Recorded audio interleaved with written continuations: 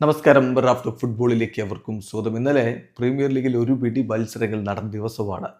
Arsenal തകർപ്പൻ ജയം Nottingham ഫോറസ്റ്റിന് മേൽ നേടിയ ഏകപക്ഷീയമായ 3 ഗോളുകൾക്ക്. അതിനെക്കുറിച്ച് നമ്മൾ മാച്ച് റിപ്പോർട്ട് വീഡിയോ ഇന്നലെ തന്നെ ചെയ്തിട്ടുണ്ട് എന്നുള്ളതുകൊണ്ട് ആ കളിയുടെ കാര്യത്തിലേക്ക് നമ്മൾ വിശദമായിട്ട് പോകുന്നില്ല. Brentford versus Chelsea. ലോക ചാമ്പ്യന്മാരായ ചെൽസി എന്തുതരം പ്രകടനം നടത്തുമെന്നുള്ളതാണ് ആരാധകർ ഉറ്റുനോക്കിയിരുന്നത്. ചെൽസി അവസാന ഘട്ടത്തിൽ ജയം കൈവിടുന്ന കാഴ്ച. 2-2 സമനിലയാണ് ബ്രെൻഫോർഡുമായിട്ട് അവർ പിരിഞ്ഞിരിക്കുന്നത്. മത്സരത്തിൽ ചെൽസിയുടെ മുന്നേറ്റങ്ങൾ നയിച്ചുകൊണ്ട് ആദ്യ 11-ൽ ജാവോ പെഡ്രോയും പെഡ്രോ നെറ്റയും ബൂനനോറ്റയും അതുപോലെ ഗിറ്റൻസും ഒക്കെ ഒരുമിച്ചാണ് അണിനിരന്നത്. ബൂനനോറ്റ അവർക്ക് വേണ്ടി സ്റ്റാർട്ട് ചെയ്തു.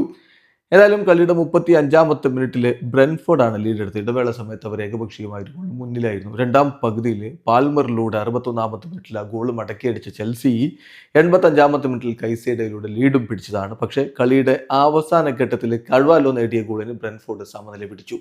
അപ്പോൾ ചെൽസിയുടെ ഇതുവരെയുള്ള ഒരു പെർഫോമൻസ് നോക്കുമ്പോൾ സീസണിൽ ആരാധകർക്ക് തോന്നുന്നത് അറ്റാക്ക് മത്സരങ്ങൾ വിജയിക്കാൻ കപ്പാസിറ്റി ഉള്ളതാണ്. പക്ഷേ ഡിഫൻസ് ഇത്തവണ കിരീടത്തിലേക്ക് പോകാൻ മാത്രം കെൽപ്പുള്ളതാണോ എന്നൊരു ചോദ്യം എന്തായാലും ആരാധകർക്കിടയിൽ ഇപ്പോൾ ഉയർന്നു വരുന്നുണ്ട്. മത്സരം ഇന്നലെ 2-2 സമനിലയിലാണ് അവസാനിച്ചത്.